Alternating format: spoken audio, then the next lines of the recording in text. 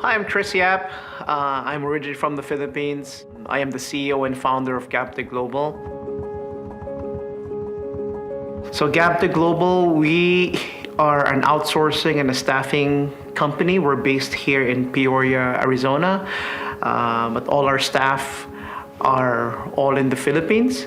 My vision for the company was to be able to provide high-paying jobs in the Philippines while I'm able to help business owners here in the U.S. grow their businesses. So Gabtech Global, we provide, IT professionals, accountants, customer service, virtual assistants, pretty much anyone that can work professionally remotely. I founded this company back in 2017. We started with 2 full-time staff, and now we've grown into more than 100 full-time personnel in the Philippines and growing. It's really crazy to think about what has happened, right? So we moved here, we came here in 2005, and I was just full of hope. Like, being sent to the US, obviously that was a big deal. It's almost unheard of where they've got a Filipino guy from the Philippines being sent where all expense paid, right? When we got to the US, I already had a place to live. I had a car. The company I worked for is DTSI. They paid for everything. When I got this offer back in 2004, it was because of the family. I wanted to give a better opportunity for my family. So family is everything. The reason why I do what I do is for my family.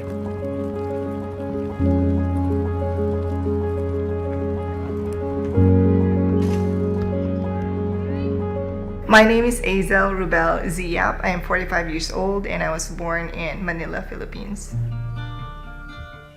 We have been married for 20 years. We are blessed with 3 wonderful boys. My eldest is Gabby. Hi, my name is Gabriel Yap. Gabriel Randolph Zuniga Abaleti Yap. I'm 19. I was born in Manila, Philippines. I'm currently studying at ASU for mechanical engineering. I'm also in the Marine Corps Reserves. Other than that, I'm just having a good time. My second is Nico.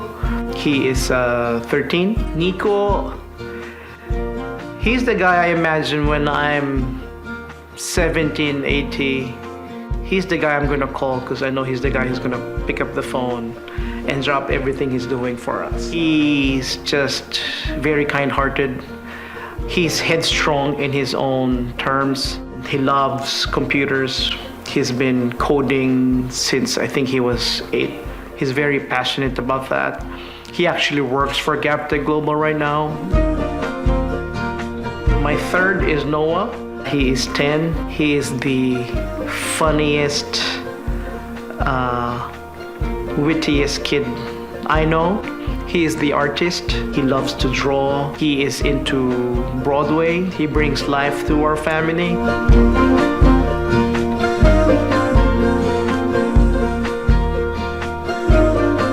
think if you ask me what is one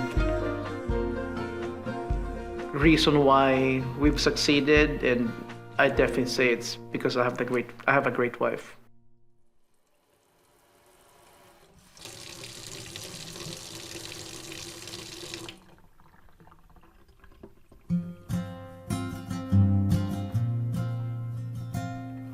So Azel and I, we got married in 2002, November. I just saw her in the church, March of 2002, same year.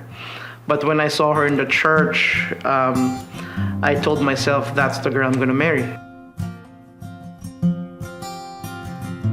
We started dating because we just connected so well. It's like, if there's such thing as soulmates, we actually felt like, wow, this was just like meant to be. I saw her March. We got married November that year. And it's been 20 years of bliss.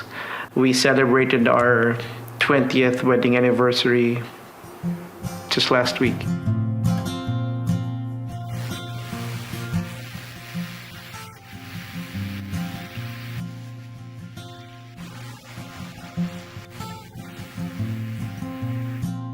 just so fun to talk to him. I was telling him, like, even if we live in a small cabin in the woods, or even if we have a small house, I'm fine as long as, I'm with you. When I married her, that's where I felt like the best in me was just starting to come out. She really brought out the best in me. It's like Red Bull gave me wings. I think that's just the best way to describe it. With that saying, behind a great man is a great woman, that is so true in my case. There were a lot of those times where I doubted myself, like, I'm not sure if I'm cut for this, but I'm very fortunate for having the wife I have who had more confidence in me in times where I just didn't believe in myself anymore. We've had a lot of ups and downs, big wins, bigger losses, right?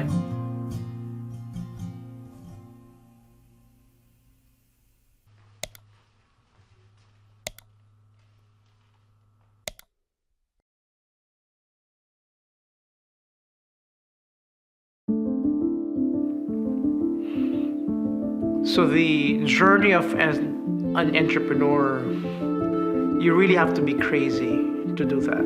That's why if you look at the population of entrepreneurs globally, it's less than 2%. It's less than 2%. Because it's not easy.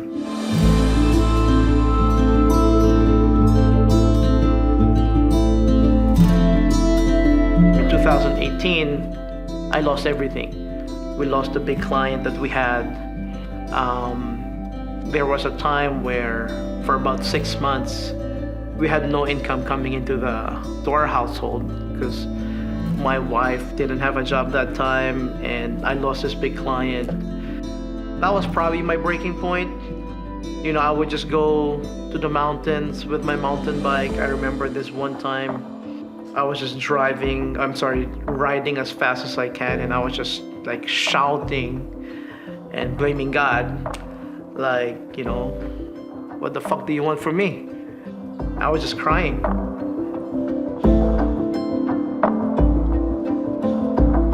So there was this one time, or not even once, maybe 2 or 3 times, I was like questioning God. Is like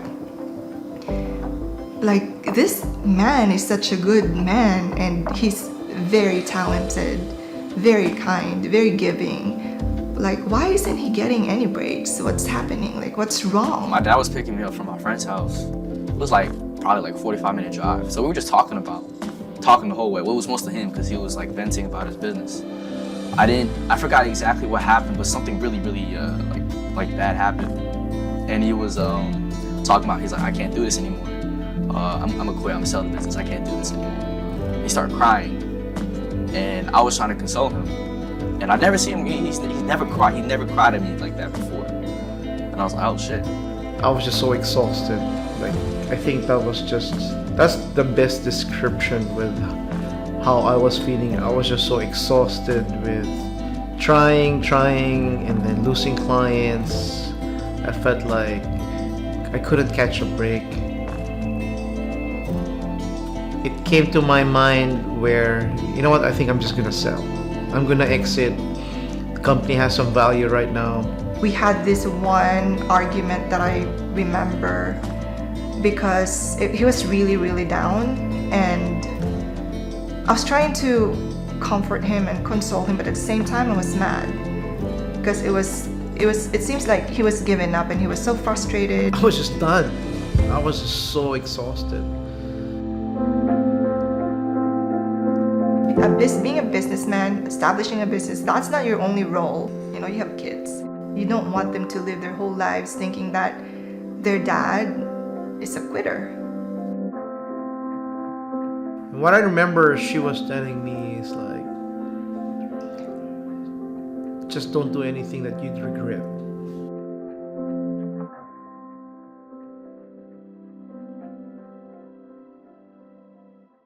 In my close friendships, and Chris is a very close friend of mine, I say I'm both high demand and low demand because all I want you to be is totally yourself.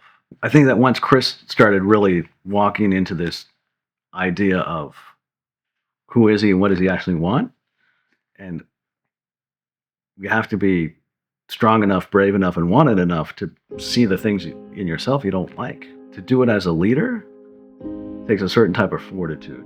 Leaders have to choose what they want to be. Do they want to be this unreachable, unreadable, sort of on a dais person, or do you want to lead by example and be real? It's hard to say, I don't know, or I made a mistake, or I'm sorry. Chris has really done his best to intentionally model growth in front of people. But I think what that does is it allows his employees to start doing that too. In the 2 years that I've known Chris, I've really seen his company, I'll go ahead and say, make dramatic changes. They've been able to get really clear on where the business is going. They've been able to come together as a leadership team and unify around their main goals and their vision for the organization. And then the other key aspect is they have taken accountability. They've built a structure in their organization where they've got key people with key roles. They know what their roles are. Chris has been able to delegate a lot of the things that he used to do to great, strong members of his team. They've grabbed a hold of it and they're taking ownership and just really running the business effectively. Prior to this therapist I have right now, there was an incident where I was with Nico. He was riding with me and an Amazon driver cut in front of me and I was furious. I was chasing the guy, I was cursing at the guy, rolling down the window, giving him the finger. He spoke to Azel and told Azel about it. He was angry that his dad cannot regulate his emotions, and he was angry that other people are being affected by it. I think I just got ticked off even more because he said some more stuff on the way to school that just ticked me off a lot. So during school, I was like writing this, this huge paragraph saying, why did you let your emotions take over? This has always been happening. And I think that really made him want to be the person he is today. For me, I'm not gonna say that made me chuckle a little bit, but I'm like, okay, this is good help. This is, like someone's on my side and this is gonna be easier to tackle. So I'm like, I think this is it. I think this is a catalyst, to his healing. He took it well. Of course, he read it all, he understood. And I was really happy about that he understood. I was super happy about that because he actually started his therapy. So he started making progress. He started changing, you know what I mean? Like he was starting to assess what he did, who he was, how it's affected me, and what he can do to make himself better. So that really made me happy. He has tried a few times, but it takes some time to actually find someone who you actually have a good rapport with, a therapist that you're comfortable with, and finally he was able to find that person. When I started talking to her, I told her my issue is anger. I have anger issues and I want to fix that anger issues. Turned out, anger was the manifestation of my trauma.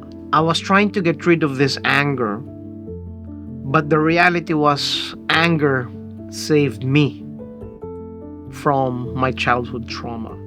I grew up with a mother who had mental challenges, but she wasn't diagnosed, so she didn't get the help that she needed. But as a child, you don't understand that. My mom would get mad at us, and when she's upset, she would just throw whatever she can throw at us, and a lot of times that included knives. The fact that I have this, considering what I went through, when I had that breakthrough with my therapist, I really cried, and if I could hug myself, I would. Because of I always condemned myself for being angry, but then I had a different relationship with my angry side. But the effect of it now is so profound. So now I feel like I was able to love myself more because I appreciate what I went through and I'm still here and fighting. So I feel like it's just more positive now. I'm focused on creating, providing, serving versus trying to fix something that's broken. If growth mindset is the person, it's gonna be him. Because I've seen him physically, mentally, as a leader, as a father, as a husband. He's grown so much. He just never quits. He just takes that as an opportunity to learn and to grow. And that growth mindset that he has, that's something that he is passing down to my kids, that grit, and I like that. I mean, I'm really inspired by my dad. The difference between before I went for boot camp, which is 4 years ago, to now is night and day. So I can tell he's been putting in the work, not just with his company, but on himself. He's just somebody you can come to, no matter what it is. I have confidence that I can call him. I can be like, yo, this is going on.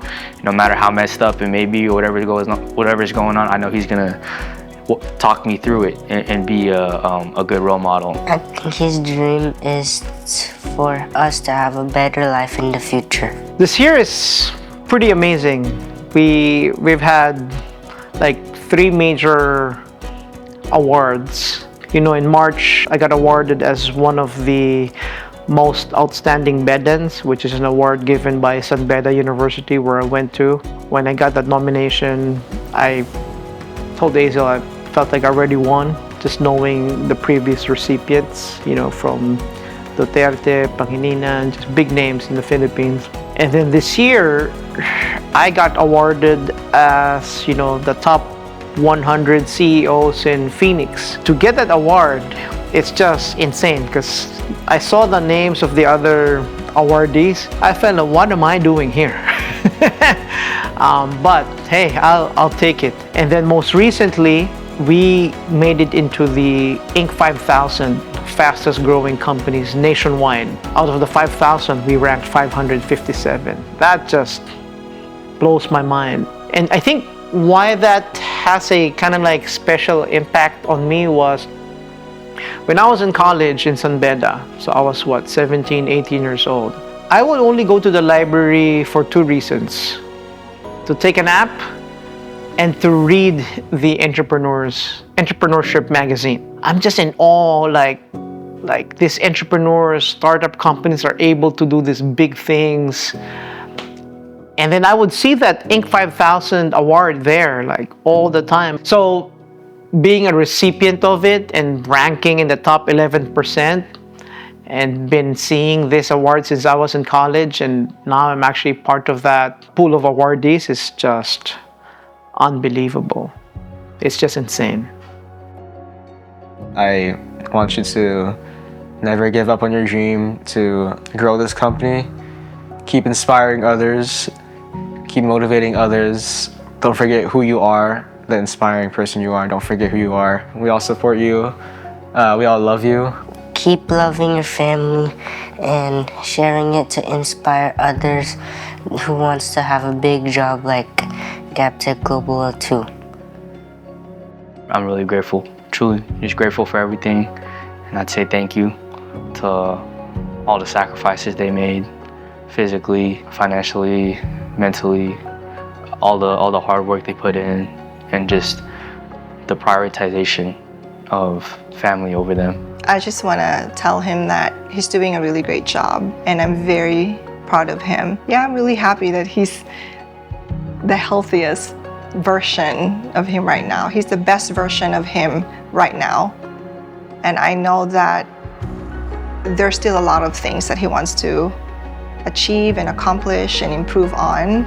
And I believe that he can do it. The most important person that allowed me to achieve what we've achieved today is my wife, Hazel. She definitely brought out the best in me, and I've said this many times before, and she still does that until today. The legacy I want for Gabtech Global is that it really enabled businesses to grow, and I would want people to remember Gabtech Global as that was the company who gave me a break, They changed our lives for the better.